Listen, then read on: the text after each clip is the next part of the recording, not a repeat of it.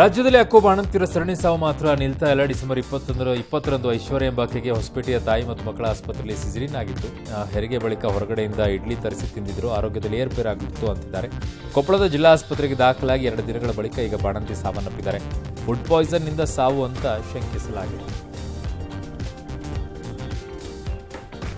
Mysuru KRS ರಸ್ತೆಗೆ ಸಿದ್ದರಾಮಯ್ಯ ಹೆಸರಿಟ್ಟರೆ ತಪ್ಪೇನಿಲ್ಲ ಅಂತ ಜೆಡಿಎಸ್ ಶಾಸಕ ಜಿಟಿ ದೇವೇಗೌಡ ಬ್ಯಾಟ್ ಬೀಸಿದ್ದಾರೆ.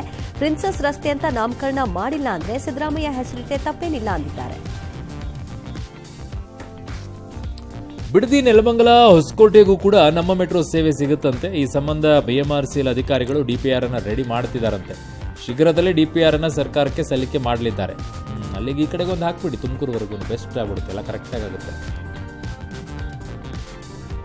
ಬೆಂಗಳೂರಿನ ಕಾರ್ಪೊರೇಷನ್ ಸರ್ಕಲ್ನ ಬಾಗ್ಮನೆ ಟೆಕ್ ಪಾರ್ಕ್ ಬಳಿ ಬಿಎಂಟಿಸಿ ಡ್ರೈವರ್ ಮತ್ತು ಕಾರ್ ಡ್ರೈವರ್ ಹೊಡೆದಾಡಿಕೊಂಡಿದ್ದಾರೆ. ಮುಂದಿದ್ದ ಕಾರ್ ಬ್ರೇಕ್ ಫೇಲ್ ಆಗಿದ್ದಕ್ಕೆ ಬಿಎಂಟಿಸಿ ಬಸ್ ರಿವರ್ಸ್ ಬರುವ ವೇಳೆ ಮತ್ತೊಂದು ಕಾರ್ಗೆ ಟಚ್ ಆಯಿತು ಅನ್ನೋ ಕಾರಣಕ್ಕೆ ಗಲಾಟೆ ಏರ್ಪಡಿತು.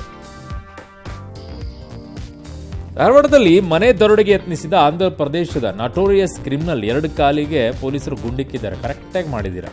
80ಕ್ಕೂ ಹೆಚ್ಚು ಕೇಸ್ಗಳಲ್ಲಿ ಬೇಕಾಗಿದ್ರು ಕಳ್ಳರು.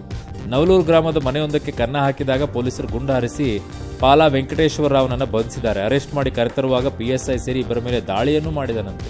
ಬದುಕಿದ್ದೇ ಹೆಚ್ಚು ಅನಿಸ್ತಾ ಇದೆ.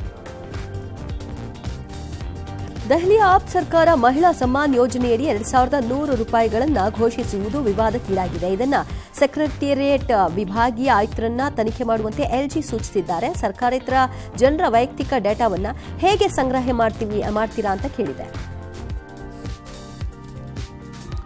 ತೆಲಂಗಾಣ ಮಾಜಿ ಸಿಎಂ ಕೆಸಿಆರ್ ಪುತ್ರ, ಮಾಜಿ ಸಚಿವರು ಆಗಿರುವಂತಹ ಕೆಟಿ ರಾಮರಾವ್ಗೆ ಜನವರಿ 7ರಂದು ವಿಚಾರಣೆಗೆ ಹಾಜರಾಗುವಂತೆ ಇಡಿ ಸಮನ್ಸ್ ಅನ್ನು ಕೊಟ್ಟಿದೆ. 2023ರಲ್ಲಿ ಸಚಿವರಾಗಿದ್ದಂಥ ಕೆಟಿಆರ್ ಹೈದರಾಬಾದ್ನಲ್ಲಿ ಫಾರ್ಮುಲಾ ಇ ರೇಸ್ ನಡೆಸಲಾಗಿತ್ತು. ಗ್ರಾಮೀಣಾಭಿವೃದ್ಧಿ ಇಲಾಖೆ ಸಚಿವರಾಗಿದ್ದ ಕೆಟಿಆರ್ ಕೋಟ್ಯಾಂತರ ರೂಪಾಯಿ ಅವ್ಯವಹಾರ ನಡೆಸಿದ್ದಾರೆ ಅಂತ ಆರೋಪ ಕೇಳಿಬಂದಿದೆ. ಹೆಚ್ಚುತ್ತಾ ಇರುವ ಕ್ಷಿಪಣಿ ದಾಳಿ ತಡೆಗೆ ಇಸ್ರೇಲ್ ಇದೇ ಮೊದಲ ಬಾರಿಗೆ ಅಮೆರಿಕ ನಿರ್ಮಿತ ಥಾಡ್ ವಾಯು ರಕ್ಷಣಾ ವ್ಯವಸ್ಥೆಯನ್ನು ತನ್ನ ರಕ್ಷಣೆಗೆ ನಿಯೋಜಿಸಿದೆ. ನಿನ್ನೆ ಯೆಮೆನ್ನಿಂದ ಹೌತಿ ಬಂಡುಕೋರರು ಇಸ್ರೇಲ್ ಮೇಲೆ ಖಂಡಾಂತರ ಕ್ಷಿಪಣಿ ಹಾರಿಸಿದ್ರು. ಇದರ ವಿರುದ್ಧ ಇಸ್ರೇಲ್ ಥಾಡ್ ಬಳಸಿ ಧ್ವಂಸಗೊಳಿಸಿದೆ. ರಾಮನಗರದ ಚನ್ನಪಟ್ಟಣದಲ್ಲಿ ರೈತರ ನಿದ್ದೆ ಕೆಡಿಸಿದ್ದ ಪುಂಡಾನೆಯನ್ನ ಚಿಕ್ಕಮಣ್ಣು ಗುಡ್ಡೆ ಬಳಿ ಸೆರೆ ಹಿಡಿದಿದ್ದಾರಂತೆ. 3 ದಿನಗಳಿಂದ ಪುಂಡಾನೆ ಸೆರೆಗೆ ಡಿಸಿಎಫ್ ರಾಮಕೃಷ್ಣಪ್ಪ, ವೈದ್ಯ ರಮೇಶ್ ಸೇರಿ 200ಕ್ಕೂ ಹೆಚ್ಚು ಅರಣ್ಯ ಸಿಬ್ಬಂದಿ ಕಾರ್ಯಾಚರಣೆಯಲ್ಲಿ ಭಾಗಿಯಾಗಿದ್ರು. ಚಿರತೆಯನ್ನ ಬೇಟೆಯಾಡಲು ಹುಲಿ ಮುಂದಾದ ದೃಶ್ಯ ನಾಗರಹೊಳಿಯ ದಮ್ಮನಕಟ್ಟೆಯಲ್ಲಿ ಸಫಾರಿಯ ವೇಳೆ ಪ್ರವಾಸಿಗರ ಕ್ಯಾಮೆರಾದಲ್ಲಿ ಸೆರೆಯಾಯಿತು. ಹುಲಿಯನ್ನ ಗಮನಿಸಿದ ಚಿರತೆ ತಕ್ಷಣವೇ ಚಂಗ್ ಅಂತ ಮರಕ್ಕೇರಿತು.